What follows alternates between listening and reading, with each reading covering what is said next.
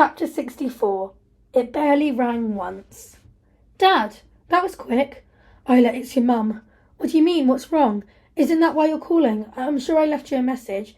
She looked at her phone. No message, no missed call. For a moment, Isla thought her dad was going mad. Didn't I call you earlier? I'm sure I did. I left a message with that bloke of yours. Isla, your mum is sick. Dad, what's up with Mum? Where are you? She's been ill for days. We're at Watford General. She was acting funny, but I don't know what's wrong. They think I'm ill too, but I've told them I'm okay. They think it's the Chinese thing everyone's so excited about.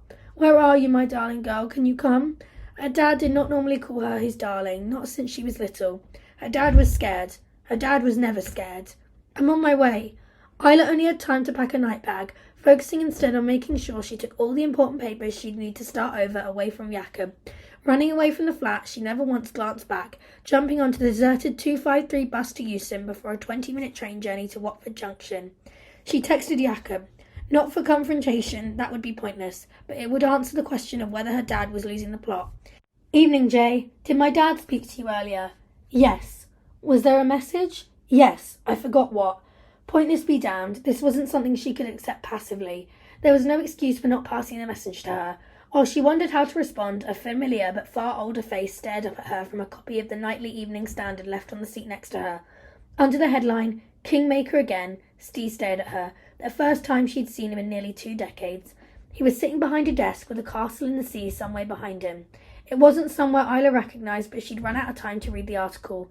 Pushing the paper into her bag, she ran for the train to Hertfordshire. Her mind switched to the hospital as the panic in her dad's voice flooded over her like a wave. How bad was this? Her phone beeped. A message from Jakob. Club closing tonight. No work. Buy food now. She was not going back. Isla had seen the last of that man. She just hoped she wasn't too late to see her mum before visiting time was over. Watford Junction was an eerily deserted, vacuous place.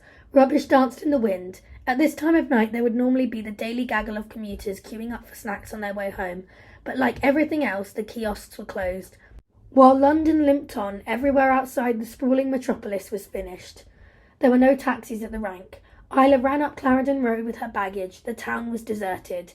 Even Wetherspoon's hardcore weeknight pissheads admitted defeat, unable to resist the international pressure for everyone to go home. Turning into Market Street, all the restaurants were closed. The ring road was deserted to the point that a murder of crows remained unmoved as they picked over the bones of a discarded KFC. This unique scene warranted the appearance of a cluster of zombies.